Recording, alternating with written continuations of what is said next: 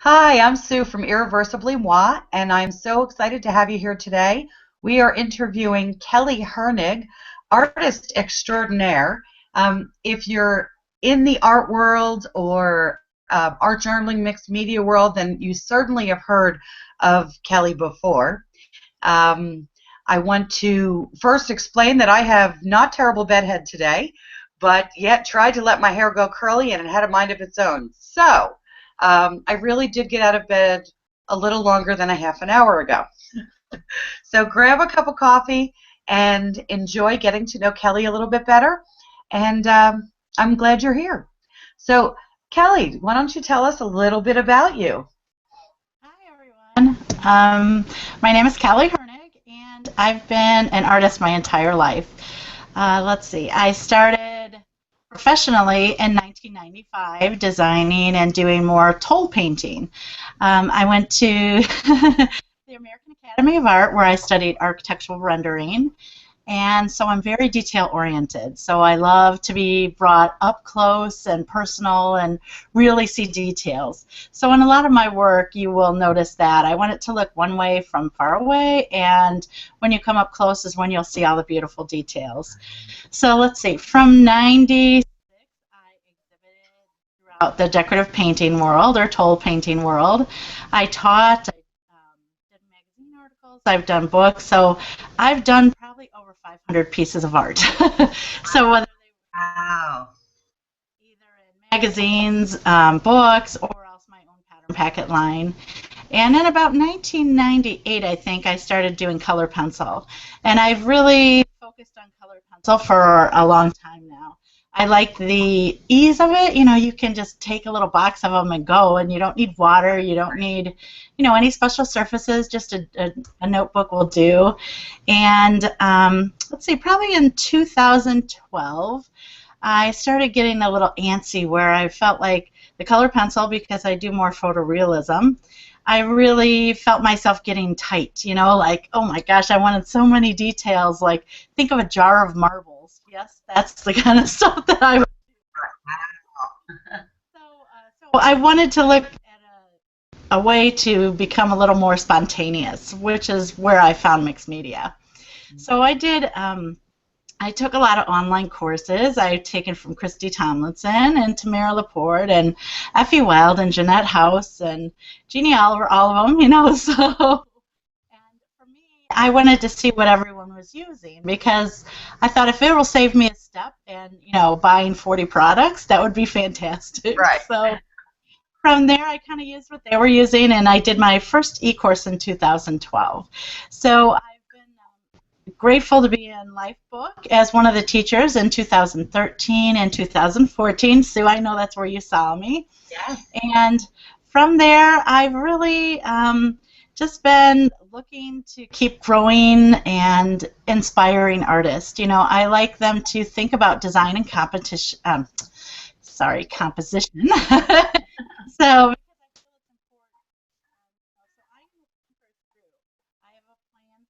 I seem to have lost your voice there. Uh, Try that again. I said, I like to think the project through. I'm not a fly by the seat of my pants kind of girl at all. So I have to have a Right. plan, and then I will execute it from there. So, but I enjoy helping artists find their style, and I enjoy, um, nurturing and mentoring if possible. So that's what I'm here for, I think, is to help other people. I've mentored over 15 artists in my since about 2000.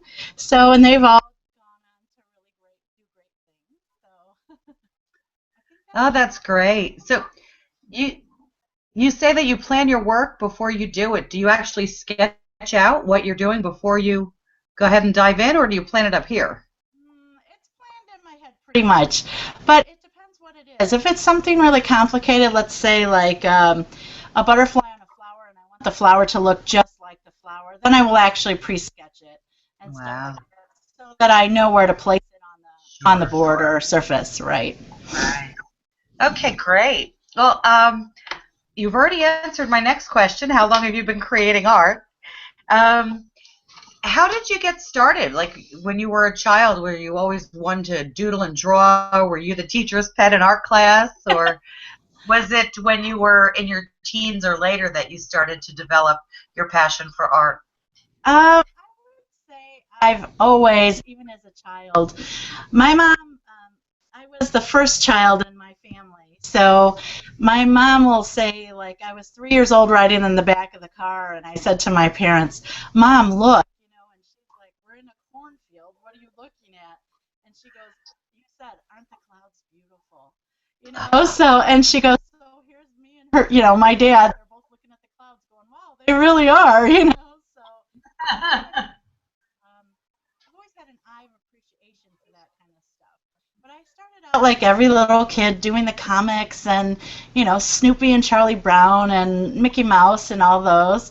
I mean, I had construction paper and crayons were probably two of my favorite things as a child. And I don't remember art too much in middle school, and maybe it wasn't available to me till about seventh grade. And then I was able to take drafting courses and stuff like that. So, but a funny story is I was one of the first girls in drafting in seventh grade, and my mom actually had to give me permission to go into the boys' class. So I know. And my mom said, "You better do good." So of course I am a straight A student. I mean, I try very, very hard to get good grades and stuff like that. And I love to learn. Still to this day, I love to learn. So. As do I. I couldn't wait to graduate high school, but even as soon as I graduated college, I was back to school taking classes, and I still take them frequently. Only now they tend to be about art and creativity. Right. So, For sure. um, so what advice would you give to someone who's has a passion for art, but is just really getting started in it? Hmm. That's a hard one because, we go into art for many different things. Is it an outlet for you just to have some time to yourself? If so, I would say find what you like. Try a bunch of different things. Try watercolors and color pencils or just sketching or just writing and see if anything makes you feel at home is how I always say it, where you feel like it's an extension of who you are. If you are one who wants to go on to and sell art or maybe make a living doing art, then what I would say is find what you're passionate about. You know, um, is it photography or is it drawing or is it people or is it bugs or is it nature? We all have a specific area we really enjoy. So I would say go and experience that. I would also say paint, paint, or paint, paint, paint, paint, paint some more. You're Trying right. or discovering your style takes time. I know everyone wants their style to immediately show up. It does not. I'm here to say it is a time of work, and I always say if you can devote 10 to 15 minutes a day for 1 month, really 1 month, you will know what you like. You will know what you like to draw or what you like to see, whether it's, your coffee pot every morning or your teapot or just outside in a leaf, you know what I mean? If you can devote the time, but it does take time. I see so many people take online classes and they're like, this is my style now, or this is what I love to do. I would challenge them to take that specific piece that you were really drawn to and find subjects that really touch your innerness, your soul kind of thing. So it's a And lot of taking an online class, you're really learning that person's style. So I think it takes taking multiple classes and looking at different styles and working with different mediums to figure out what your style is. And even your style, I think at least, will evolve over time. As you mentioned, your mediums and your what you were doing has changed through the years. Oh yeah. Oh my gosh, yeah. In fact, I will give you one of my first toll painting pieces to put up that was ever published on your site, and then to where I am now, and you will like crack up. But you will Ah, notice though still, even my first original piece, even though it's a bunny in flowers, but you will notice that there are bees and butterflies flying around. It's still very detailed for me, you know. Her outfit has a pattern and the grass has, you know, something. So it was always there. I just had to pull it out and be much more consistent, much more mindful. You know, when you are first finding your style too, you do have to be mindful to make it part of, okay, this is my style now. Let's put it down and really, you know, make it something, make it prominent so people understand that that's your style. Right, right. So they look at it and say, "Oh, that's work by Kelly Hoernig." You know. Exactly. Yeah. Exactly. And it can't just be a color palette. You know, I'm very muted in my color palette. So in the mixed media world, I stand out. I'm like, you know, the one without color. So, and that's not a bad thing. It's just who I am and what I'm comfortable in, you know. Right. What inspires you to create?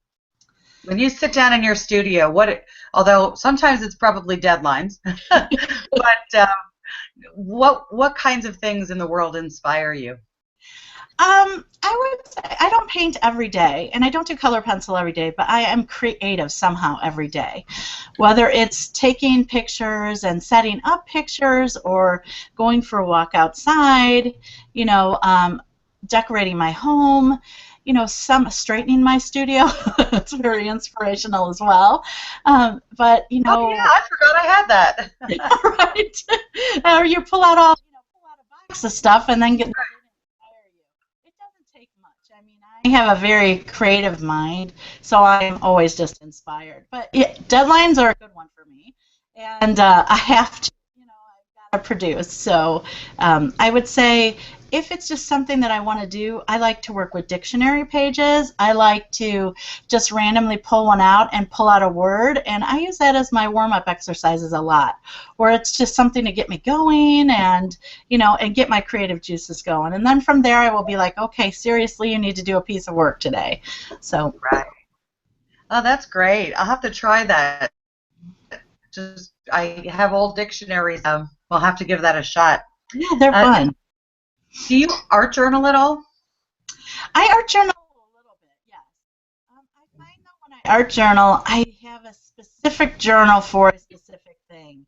You know, Effie Wild is really the one who turned me on to art journaling.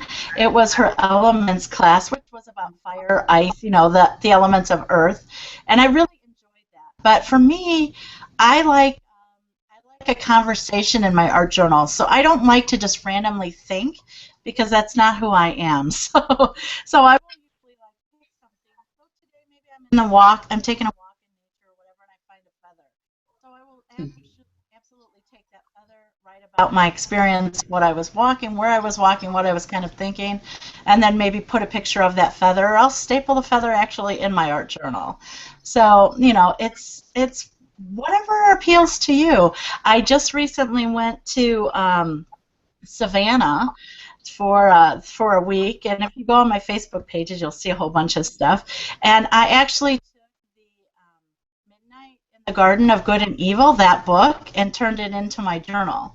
So Oh, when I very was cool. home, I was able to just open the book and sketch. So that way, now when I go through my photographs, I will be adding it to that book, so that, you know, it's a nice memento of my Savannah. Absolutely. Yeah. Very cool. I've altered a few different books for use as art journals. Cookbooks, it seems to be what I've done most often. I don't know what that says, but but I'm a cookbook buyer. I love to cook, and I guess after they've no longer appeal to me, then I turn them into art. But Well, that's pretty good because what would cookbooks have a lot of beautiful photography in them, so maybe that's why you're inspired by them. maybe, although I end up gessoing or painting over it anyway. So, but what are the top 5 tools or few tools that um, you use every day or every time you're creating?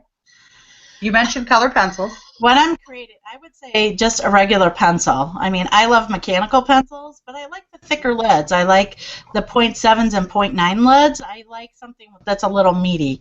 So I would say that. say at whatever paper. If I have a choice, though, I would like to work on old ledger paper, only because I like the feel of it. It already has some nostalgia. Let's see what else. Gesso, I can't live without clear gesso or white gesso. Clear gesso for the tooth, but I also love that it doesn't damage the paper and you can see some of that back. And then I would say a field guide for me with butterflies, because I usually like to put butterflies in something and I like them to be correct.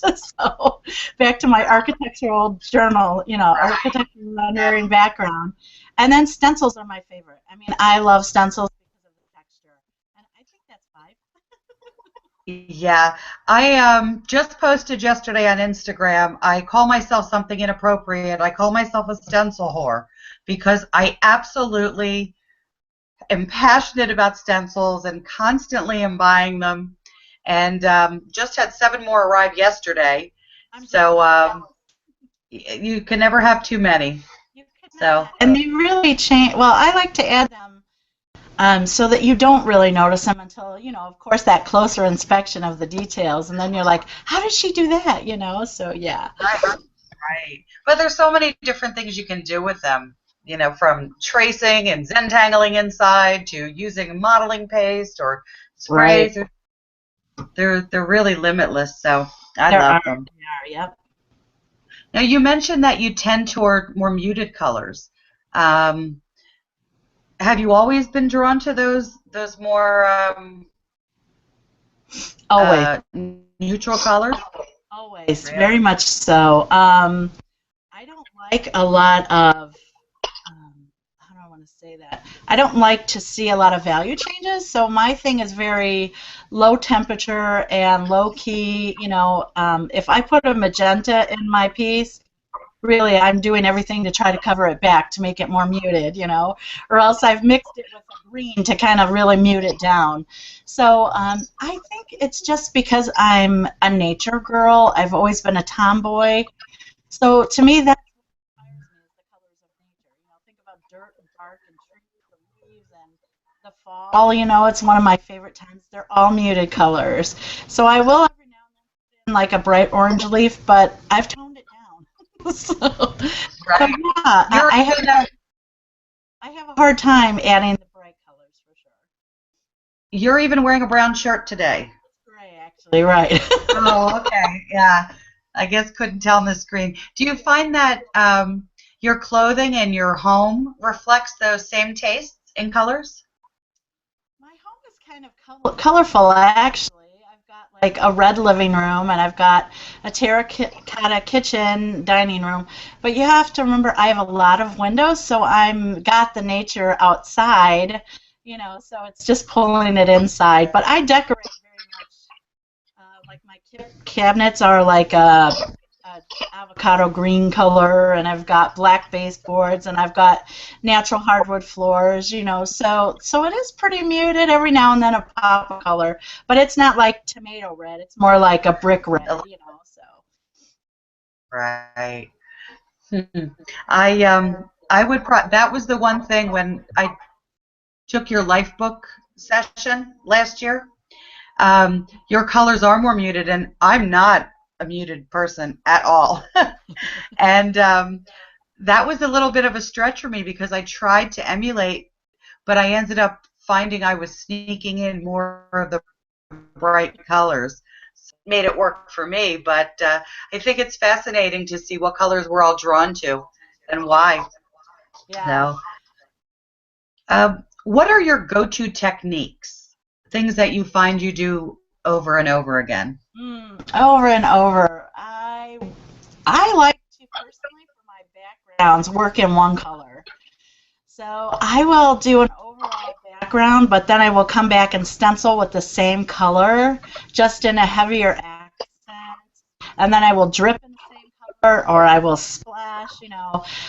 I find that one color to me is very beautiful, and you get the values and you get the patterns that I'm looking for. But then anything that I add on top will become the superstar, which is what I want. So. I would say those are Right. my go-to And Do you do a lot of collage? I do some collage. I like my collage elements. I like to see them, so I don't like randomly put them down and then cover them up. I am mindful pulling them out. So I might start with the ledger page. I want part of that ledger page to come through. And then at the end, though, I like to add postage stamps and tickets and tags, those kind of things.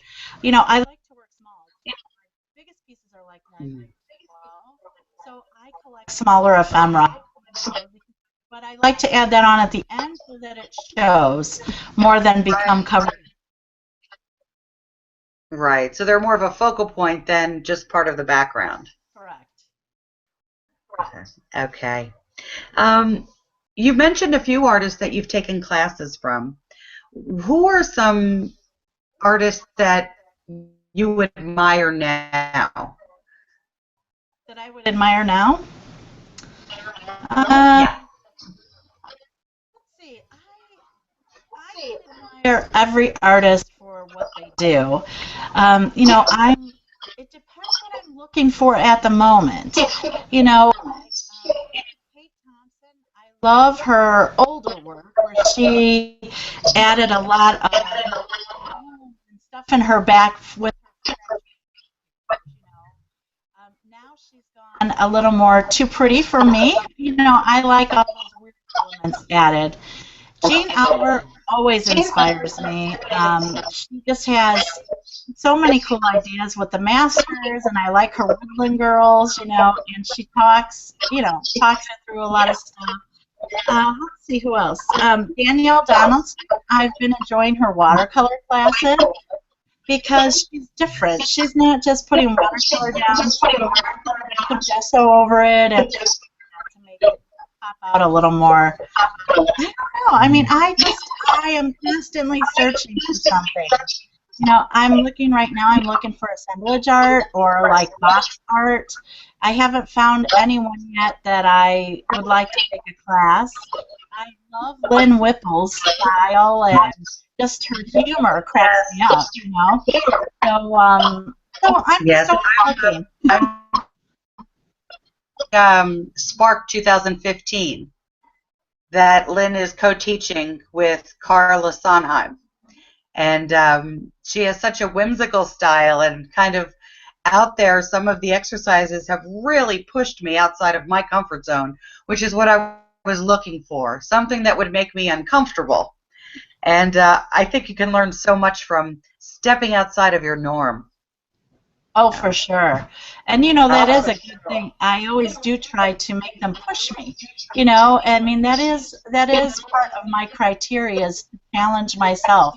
I don't really like doing people, but in Kate's classes, it made me push myself to try. Right. Right. Do you have any products or classes out on the market now? I have a lot going on right now. I've just put together a color pencil, I call it Color Pencil Flight 8. It's 14 features, 16 lessons, and it's a great learning for color pencil because the styles are all different, the techniques are all different, and that starts March 16th. It goes through June 29th. It's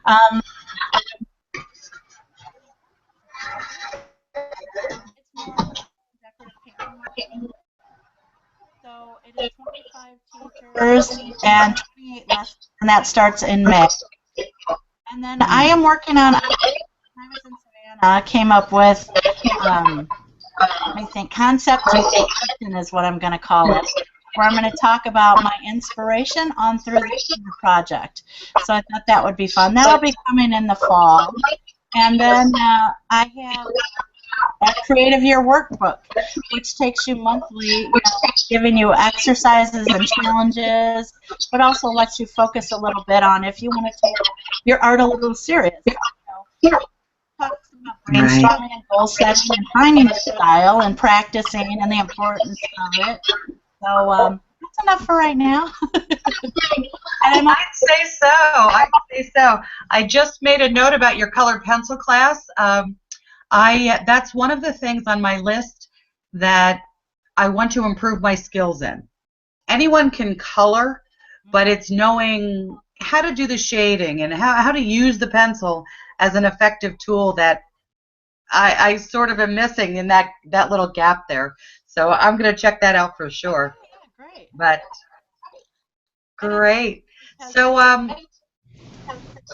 as teachers of color pencil too, we're all taught, so we all teach a little different. It's how we've learned to hold right. pencil, so it's interesting. Right. So you get different perspectives. That's great. Hmm. That's great.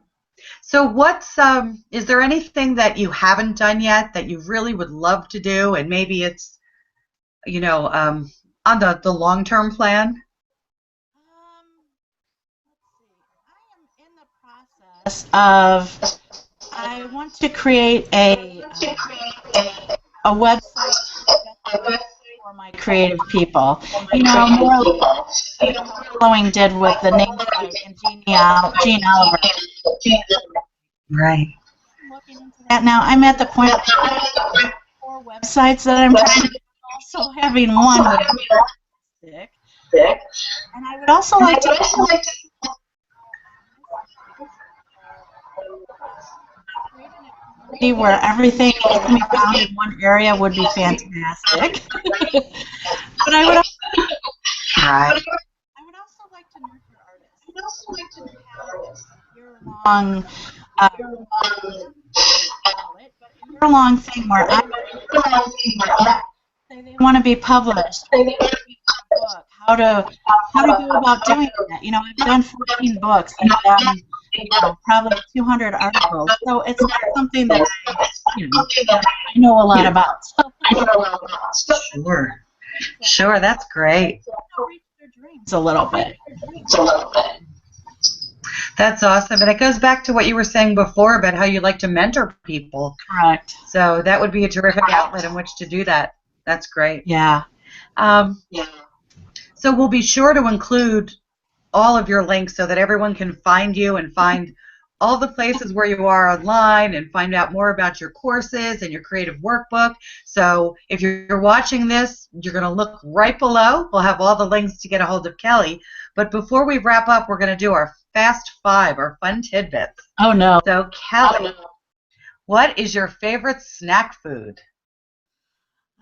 Got to be potato chips. Oh. Flavored or just regular? Probably barbecue. Okay. All right. This one usually trips people up. So you don't have to choose just one. Your favorite musical artist? At the moment, I'm really liking Megan Trainor. Yes. I don't see how you can't like her. The beat's always there and really Exactly. catchy to get into. And Yeah, she's so fun. I agree. Eclectic music library for sure. It just depends on what mood I'm in.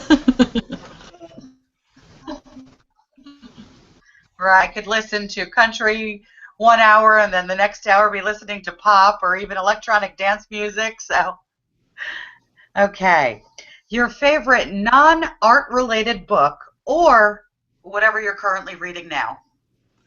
My favorite book that I just finished actually was The Gravity of Birds. It's actually a story about an artist and a family and it was my book club selection, and I really loved it for a while. I'll have to check that one out. I'm an avid reader myself. So I'm currently reading Paying Guests, and I haven't decided if I like it or not. So, what was that? Circus. It was another good read. It was about illusionists, and from an artistic point of view, the book was so detailed, it actually transported you into the pages. It was wonderful. I would highly recommend Really? Night Circus. Yep. I'll have to check that one out too. I'm almost done with this one. So, Um, TV show that you just can't miss.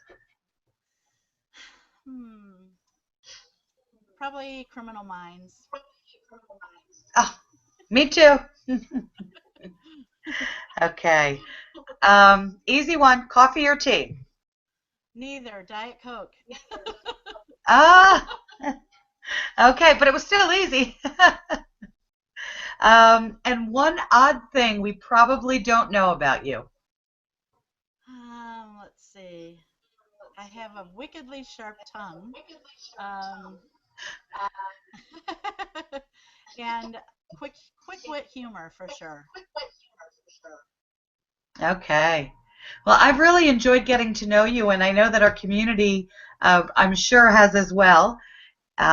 We'll be sure to include all the links where everyone can find you underneath this and encourage you all to go over to Kelly's websites and web properties to check out her work and what she's got going on. Her work is beautiful and always very inspiring. So, Kelly, thank you so much for being with us, and I wish you a wonderful rest of the year with all you have going on. Thank you, Sue. I appreciate it. Be artful, everyone.